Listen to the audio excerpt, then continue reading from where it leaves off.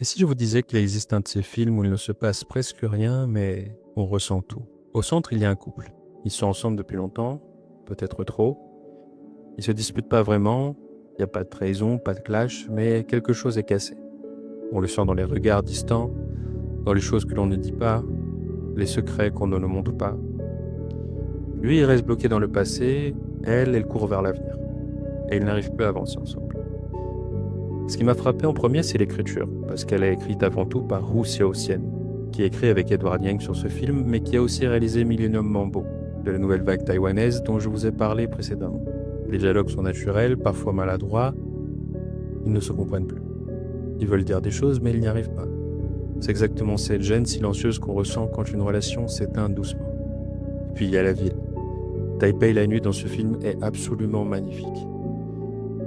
Essayez de trouver un film avec une telle beauté dans les néons, les rues vides, le reflet des vitres. Chaque plan est soigné mais jamais artificiel. Tu ressens à quel point une ville peut être pleine de monde et pourtant te laisser complètement seul. Edward Yang fait ça très souvent et il le fait très bien. À quel point les gens peuvent être entourés mais être extrêmement seuls. Il ne filme pas juste Taipei, il te la fait ressentir. Il y a une scène où la caméra reste fixe, pas de musique, pas de mots, juste deux personnes dans un lieu qui avait du sens pour eux. Et ce silence-là, il dit tout. En fait, tu comprends vite que ce n'est pas juste l'histoire d'un couple, c'est un film sur un pays qui change trop vite, une ville qui court vers l'avenir sans attendre personne et des gens paumés au milieu de tout ça. Franchement, on peut s'y reconnaître.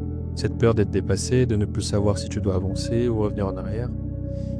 Taipei Story, ça donne pas de réponse, ça pose juste les bonnes questions. Et parfois, c'est exactement ce qu'un grand film doit faire. Si jamais tu l'as pas vu, regarde-le. Pas pour l'histoire, pas pour l'action, mais pour ce que ça dit sur la vie. Cette vie silencieuse, confuse, terriblement vraie. Et si je peux citer un personnage du film Yi Yi, de Edward Yang également, depuis que le cinéma existe, on vit 2 à 3 fois plus.